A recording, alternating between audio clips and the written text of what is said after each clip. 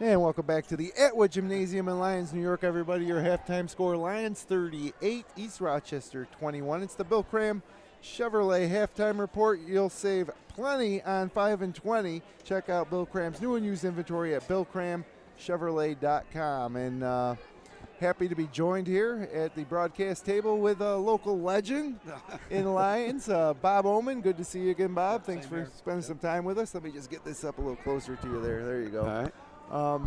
So I've got a lot I'd like to talk to you about here. Well, we have about four minutes here during halftime. But first, longtime owner of the Newark Pilots, but they've changed hands. You've sold the team to a couple from Utica. Yeah, I did. And, I thought it was time. It's been 10 years I've been in Newark.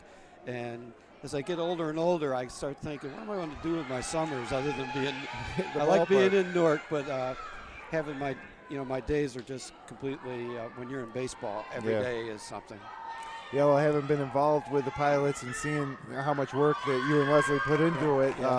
It certainly is a hard summer of work for sure. Absolutely. But it was such a great thing for the people of Newark and the surrounding area to get to go to a ball game. We used to love going down there. I mean, you did such a great job getting the community involved, and it was we're very glad that you took over that and kind of revived it. And hopefully the people that you passed it on to will be able to do the same things that you and Leslie did. Well, the guy that we sold it to was a superintendent of schools in Mid-Lakes. He was. And, he was. And I thought what's interesting about it, he has a little bit of passion for the community, not a little bit, but a lot. And we've had him down at the community center in Lyons, and he's been all over in the chamber up in Newark. So he's about 68, 69 years old, and he's ready to hit the ball and get it going. Nice. Yep. And he's got his wife involved with him, who's a really nice person. So I think it's a good fit for Newark. Good. Yeah, and it does take, all the help you can get. Perfect Game Collegiate Baseball League, you have to form your team out of college players from across the country and then play a full slate of games every summer. But, whether it's fireworks at the ballpark or all the other promotions you do, summers here in the Finger Lakes, it's a great opportunity to get out and just enjoy a great baseball game. We still have the Geneva team. Yep, the Geneva Red Wings. And Geneva, we're doing a lot in the ballpark, and I think next year everybody's going to see what we've done. We put new seating in. We're putting new video boards on the outside. Oh, nice. So it's going to be really kind of cool. Yeah, and it is cool, too, that, there's a team in Newark, there's a team in Geneva, just like the old days of was it New York State Penn or New York Penn League back then? Yeah, absolutely. And hopefully Auburn will be joining soon with the MLB thing that they have going on. I think it'd be a good fit. Sure.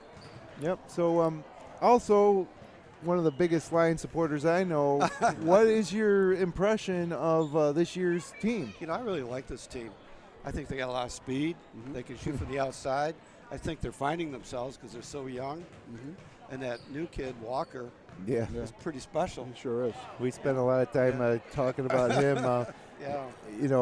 And last week we called the game in Newark, and they had a freshman, Rashawn Howard, that was really impressive. And so every year when we reset and start a new year, Sharpie, we think that, we lost all these great players. It's probably going to be a little down. And then you got guys like J.C. Walker or Rashawn Howard in Newark that get you excited, to see how they develop. Well, it's really funny when you talk to these guys. They really want to play Newark, or they want to play somebody in the Wayne Finger Lakes East.